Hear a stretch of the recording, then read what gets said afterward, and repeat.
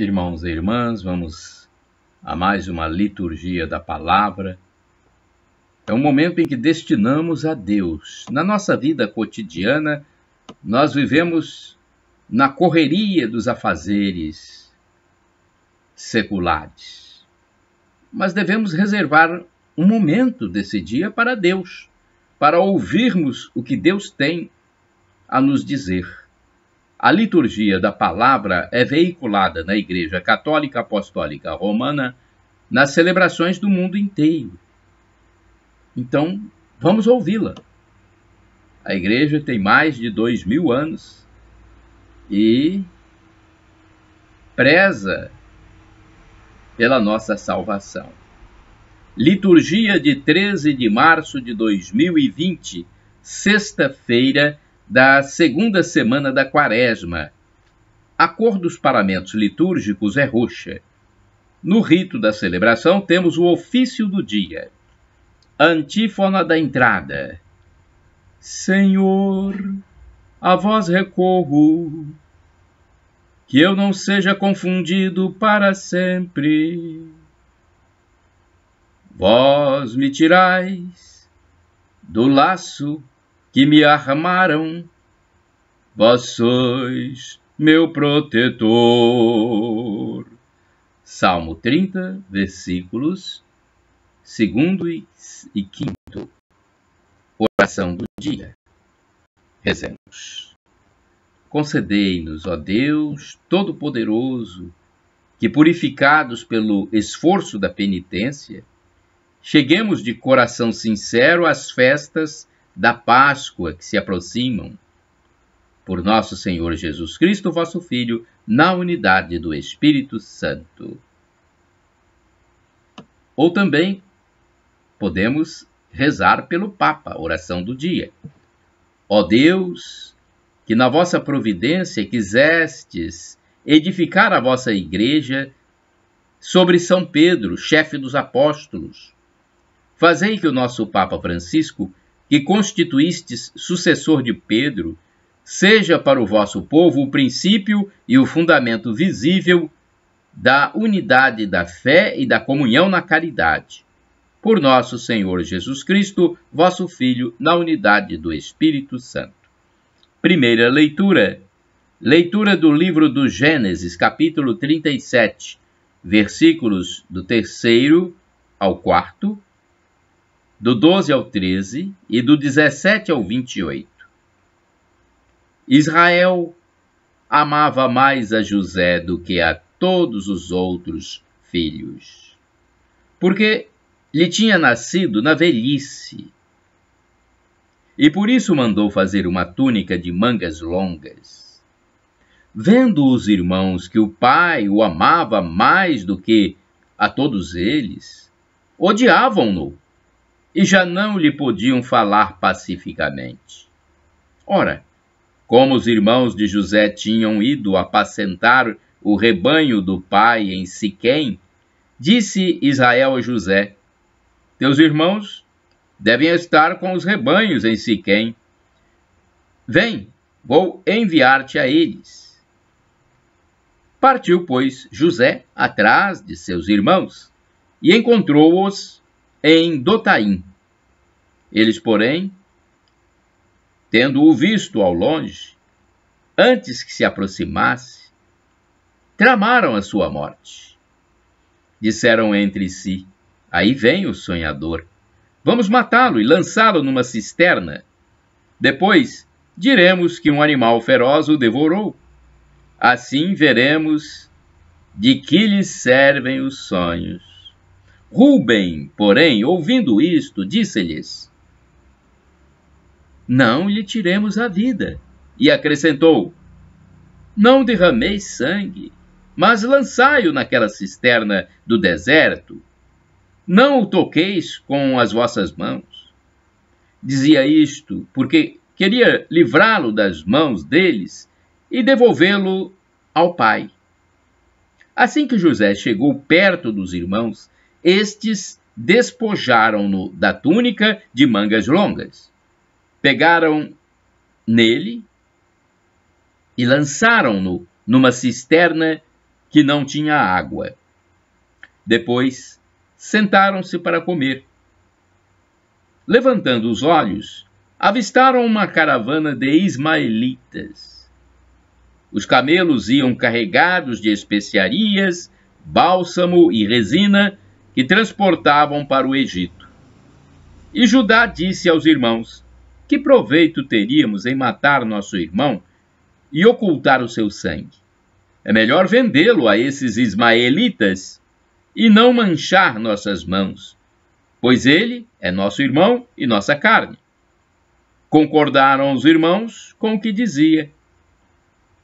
Ao passarem os comerciantes madianitas, tiraram José da cisterna e por 20 moedas de prata o venderam aos ismaelitas, e estes o levaram para o Egito.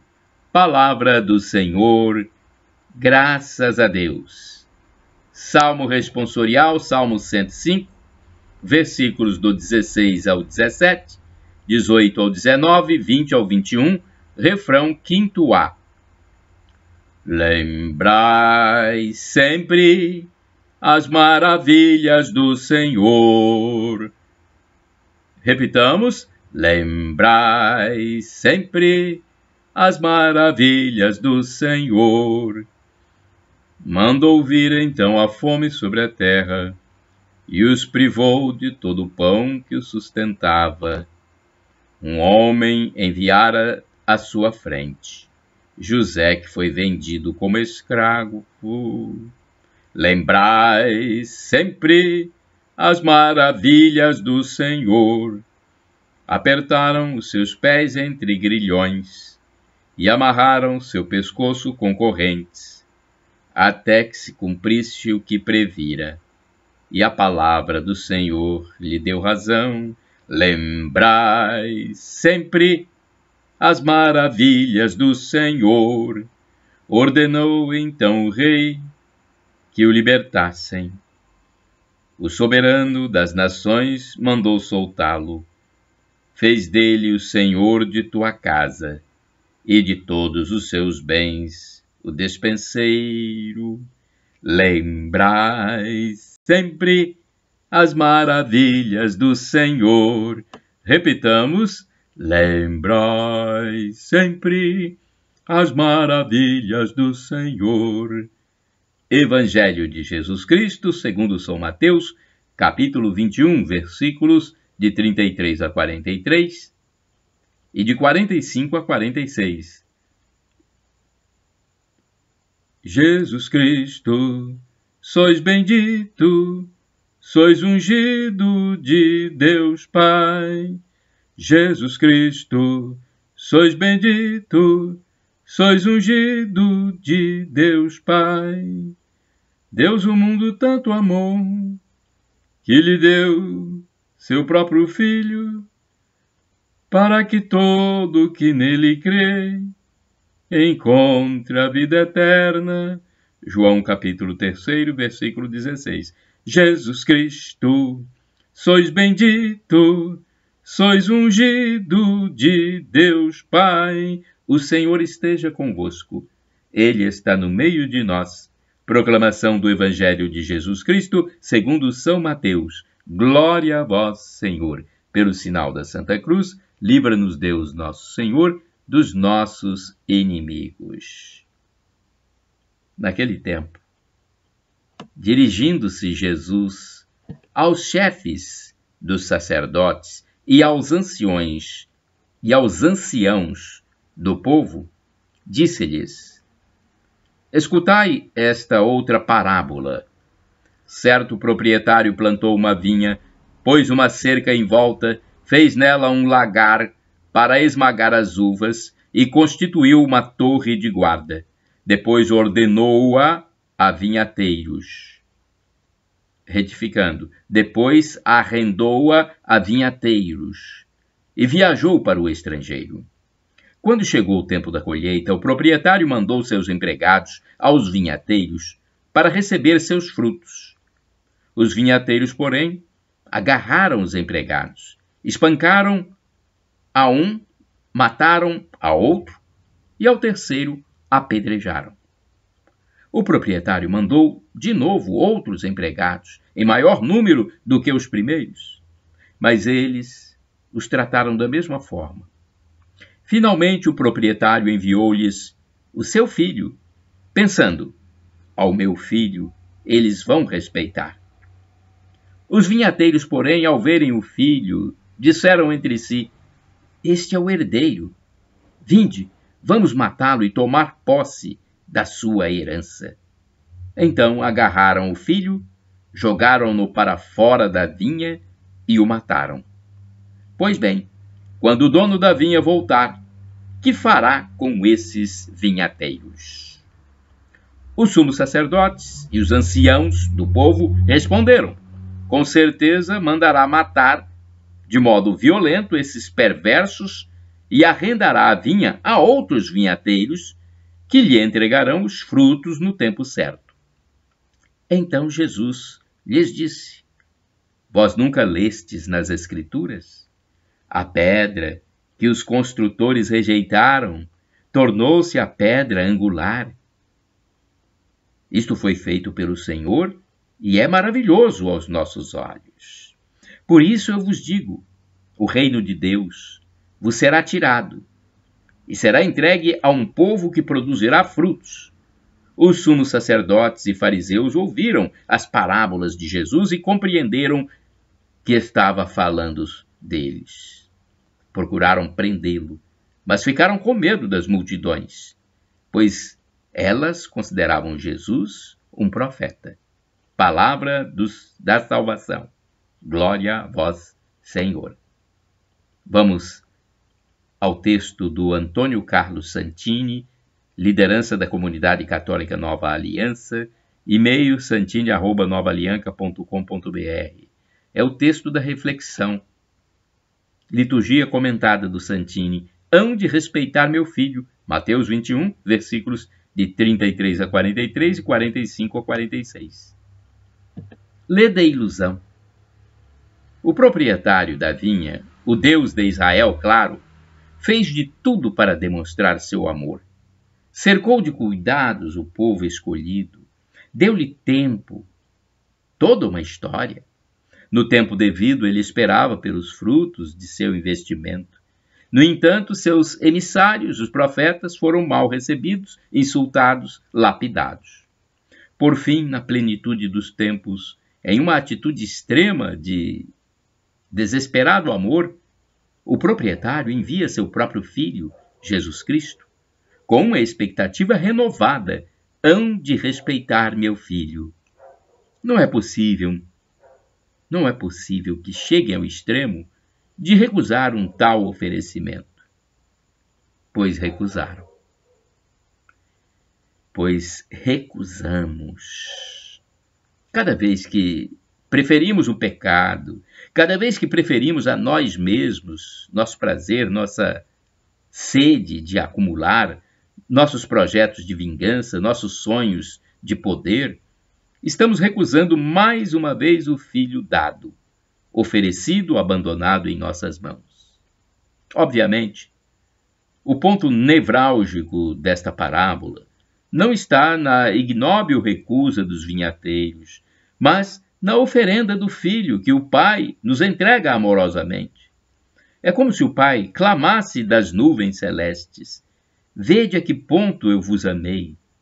Eu vos entreguei meu próprio filho para que todo aquele que o acolher não pereça, mas tenha uma eternidade no amor sem limites. Pobre pai. Ele ainda renova sua aposta no amor humano. Hão de respeitar meu filho. E seu filho continua crucificado, cuspido, zombado. Como naquele tradicional colégio católico de Vitória, no Espírito Santo, mantido por uma congregação de religiosos, onde todos os crucifixos foram arrancados das salas de aula e jogados no latão de lixo, conforme testemunhou a senhora encarregada da limpeza. como naquela reunião ecumênica em Belo Horizonte, quando a responsável pelo encontro exigiu do pároco que cobrisse o crucificado com um pano para não incomodar os irmãos de outras denominações. O filho continua desprezado. É alvo das chacotas dos comunicadores de TV, das zombarias dos colunistas de jornal, sofre contínuas agressões dos professores universitários, mesmo em universidades católicas. A palavra do filho é trocada pelos palpites do filósofo da moda, mesmo em celebrações de nossa igreja.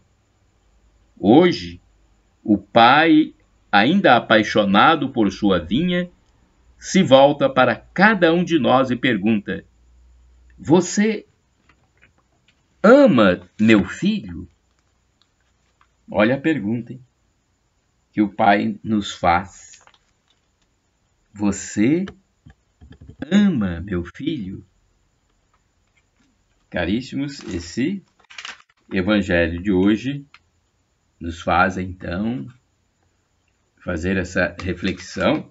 E temos, inclusive, uma outra reflexão, que é do livro Palavra e Vida, e que é um pouquinho menor, mas é interessante sabermos também essa interpretação. Hoje somos nós os encarregados de cuidar da vinha. Somos os portadores do tesouro. Todavia, nem o tesouro é para nós, nem os frutos poderão ficar conosco. O tesouro é o Evangelho, e os frutos são para a vida do mundo. Cuidar da vinha não é organizar muito bem nossa paróquia. Também não consiste em saber muito de teologia ou assistir muitas conferências. Isso é pouco. Isso não passa de preparo do solo. Preparo do solo. Cuidar da vinha é amar até o extremo, atender aos necessitados, perdoar sem limites, acolher o que bate à nossa porta, ver que produzimos os frutos no tempo certo. Tá aí, meus irmãos e irmãs. Orai sem cessar. Amor com amor se paga, disse Santa Teresinha. Agora vamos ao santo do dia. É um texto do padre Evaldo César de Souza, missionário redentorista, que escreve para o site a12.com. Já eu gravo aqui esta imagem para o canal no YouTube Paulo Roberto Maciel, o blog repórterpaulomaciel.blogspot.com e o facebook.com/Paulo Maciel da Rádio. Hoje é 13 de março de 2020, vamos ao santo do dia. 13 de março é dia de Santa Eufrásia. Santa Eufrásia foi mais ilustre pelas virtudes do que pela nobreza. Nasceu em Constantinopla por volta de 380. Seus pais eram membros da corte imperial, mas dedicaram a vida de sua filha a Deus, pois haviam convertido ao cristianismo. A mãe de Eufrásia gastava longas horas ensinando ao filho o amor a Jesus e o horror ao pecado. Tão interessada era Eufrásia, que com apenas 5 anos já causava a admiração de todos. Com a morte do pai, foi acolhida pelo imperador, que não tardou a procurar-lhe um pretendente para o casamento. Mas a mãe, que queria a pureza da filha, levou-a consigo para o Egito, buscando um lugar calmo onde pudessem viver para total dedicação a Deus. Foram acolhidas em um convento de religiosas, onde puderam cantar louvores diários ao Senhor. Com 10 anos de idade, Eufrásia manifestou a vontade de permanecer naquele convento por toda a vida. abraçando o crucifixo, exclamava: eu me consagro para sempre, todo a vós, meu doce Jesus. Não quero outro esposo, a não ser vós mesmo. Criou então coragem e escreveu ao imperador para romper os compromissos de matrimônio. Logo após esta decisão, Eufrásia acompanhou a morte de sua mãe, que, abraçada a ela, louvou a Deus pela decisão da filha. Os dias de vida de Eufrásia converteram-se em momentos de oração e penitência. Servia a todas as irmãs com humildade e nunca cansava de expressar seu amor a Jesus Cristo. Eufrásia não comia carne, nem ovos ou óleo, raramente bebia leite e nunca provava vinho ou coisa alguma que lhe agradasse o paladar. Passava dias inteiros em jejum, trazia o estômago vazio e a alma cheia de virtudes. Sua dedicação ao Cristo trouxe-lhe inúmeros desafios no convento. Precisou enfrentar os desmandos de uma abadesa doentia e as acusações infundadas de uma companheira de convento. Em 410, Eufrásia adormeceu em Cristo e colocou seu nome no rol dos santos. Para todos, ela foi um anjo que havia descido do céu. Reflexão: viver para Cristo é o ideal máximo do cristão. Nem sempre somos tão dedicados como o foi Santa Eufrásia, que viveu completamente unida a Jesus e soube servir ao próximo com profunda dedicação. Entretanto, podemos e devemos procurar ser melhores a cada dia, deixando de lado nosso egoísmo e nos encontrando com Cristo na pessoa do irmão. Oração. Rezemos, irmãos e irmãs. Querido Deus de bondade, fizeste-nos capazes de amar e de servir.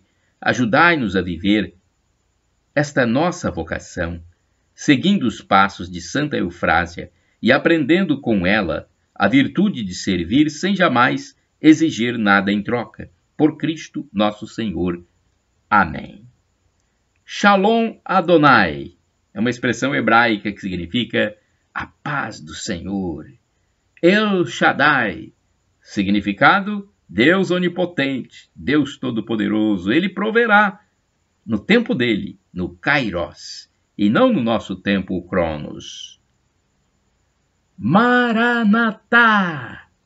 Maranatá ou Maranata significa vem, Senhor. É do aramaico, dialeto de Jesus. Foi dito por São Paulo. Esse texto, Maranatá, vem, Senhor Jesus.